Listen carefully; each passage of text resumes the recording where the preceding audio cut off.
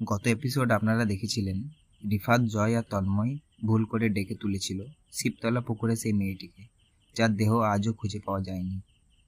আজকের এপিসোড পুকুরতলা থেকে ফিরে আসা এই রহস্য ফাঁস করব। চলো শুরু করতে চলেছি। জয় বলল, কেমন লাগছে এখন? তন্ময় ফিসফিস করে বলে উঠল, আমার মনে হয় আমি পুরোটা মনে করতে পারছি না। রিফাত জিজ্ঞাসা করলো, নিচের দিকে কি দেখেছিলিস? তন্ময় চুপ করে রইল। তার চোখের নিচে কালো, মুখ ফ্যাকাশে। ঠিক তখনই বাইরে থেকে ছপ ছপ জলের শব্দ ভেসে উঠল। তিনজন একসঙ্গে চমকে উঠল। নুরদাদু সেই দিনের মতনই লাঠি ঠুকতে ঠুকতে এসে দাঁড়ালো। তিনি বললেন, ওরা এখনো ছাড়েনি রে। রেশমা রাতে যায়, আবার সকালে ফিরে আসে। জয় বলল। কিন্তু তন্ময় তো ভালো। নুরদাদু মাথা নেড়ে বললেন, বাইরে ভালো দেখলেও ভেতরে কিছু একটা নড়ে ওঠে। তুই কি কিছু স্বপ্ন দেখছিস রে? তন্ময় কাঁপা গলায় বলে উঠলেন, স্বপ্ন না, মনে হলো আমি জলের নিচে, আর অসংখ্য হাত আমায় ধরে টানছে। নুরদাদু থেমে গেলেন। তার চোখ ভয় পেয়ে বড় হয়ে গেল। দুপুরের দিকে তন্ময় হঠাৎ জানলার কাছে দিয়ে দাঁড়ালো। জানলার বাইরে খোলা মাঠ, তার ঠিক দূরেই শিবতলা পুকুর। হঠাৎ তন্ময় বলল, ওরা ডাকছে। জয় চিৎকার করে উঠল, কারা ডাকছে? তন্ময় ধীরে ধীরে হাত তুলে পুকুরের দিকে দেখালো। ওরা নিচে যারা থাকে। তার শরীর কেঁপে উঠল, চোখ দুটো আবার অদ্ভুত কালো হয়ে উঠল, যেমনটা হয়েছিল গতকাল রাতে।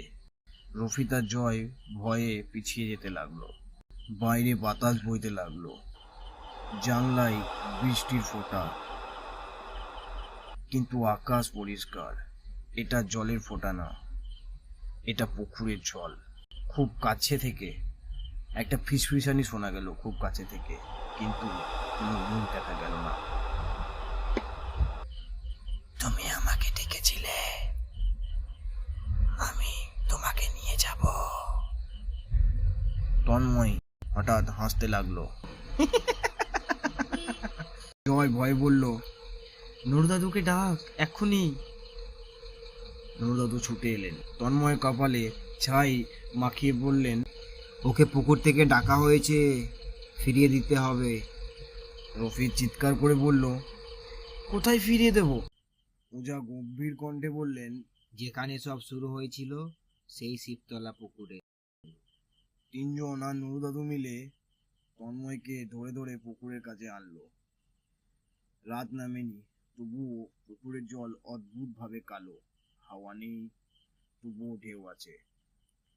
হঠাৎ পুকুরের মাঝখানে সেই সাদা ফ্যাকাশে মুখ দেখা গেল। চোখ দুটো জলের নিচে, আর ভেজা চুল গা ঘেঁষে ভাসছে। মুখটা হাসলো।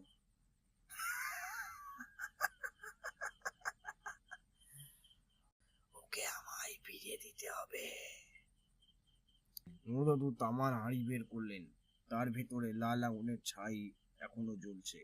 তিনি মন্ত্র পড়তে পড়তে বললেন, জলের ডাক, জল ফেরত, মাটির দেহ প্রবেশ নয়। পুকুরের জল ফুটতে লাগলো।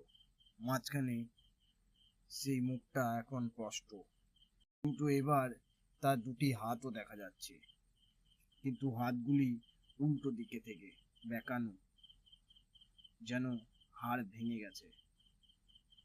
সে হাত তুলে বলল, আমার নাম ডেকেছে, ও তো আমায় ডেকেছিল। তন্ময় কেঁপে উঠল, আমি তো ডাকিনি। কিন্তু তার গলা থেকে রেশমির কণ্ঠ বেরোলো, আমি ফিরবো। হঠাৎ তন্ময় পুকুরের দিকে ঝাঁপ দিল। রফিতা জয় ধরতে গিয়ে পিছলে পড়ে গেল। তন্ময় জলের খুব কাছে চলে এলো। মনে হলো মাটির নিচে থেকে কেউ তার পা ধরে টানছে। জল বরফের মতো ঠান্ডা, আর তার নিচে অসংখ্য হাত। নুরদাদু চিৎকার করে বললেন, ওকে ছেড়ে দে।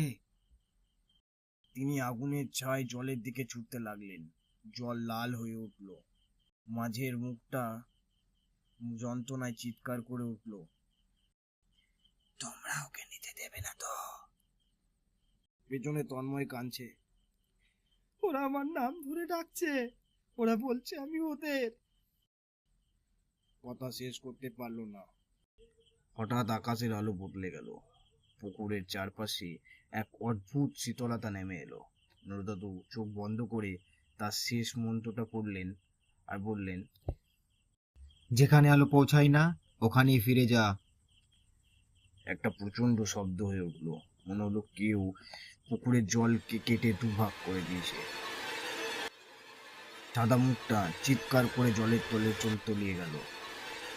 জল 1 সেকেন্ডে শান্ত হয়ে গেল। তন্ময় জ্ঞান হারিয়ে পড়ে গেল। তন্ময় ধীরে ধীরে চোখ খুলল। এবার তার চোখ স্বাভাবিক, রঙও ফিরে এসছে। জয় বলল, শেষ শেষ হয়ে গেছে তাই না? শেষ? ওরা কখনো শেষ হয় না। আজ যে মুখ উঠলো সেটা রেশমার না। রফি চমকে উঠল। তাহলে সে কে ছিল? দাদু গভীর কণ্ঠে বললেন, পুকুরে একাধিক আত্মা আছে। রেশমা যেমন নেমেছে, আরো অনেক রয়েছে যাদের কখনো দেখা পাওয়া যায়নি। তিনজন স্তব্ধ হয়ে গেল। পুকুরের জলে হঠাৎ একটা ছোট্ট ঢেউ উঠল এবং নিচে থেকে কেউ বা কারা তাদের দিকে এক দৃষ্টিতে তাকিয়ে আছে। এটা ছিল পুকুরতলা থেকে ফিরে আসা সিজন 1 এপিসোড 2। এখানেই শেষ।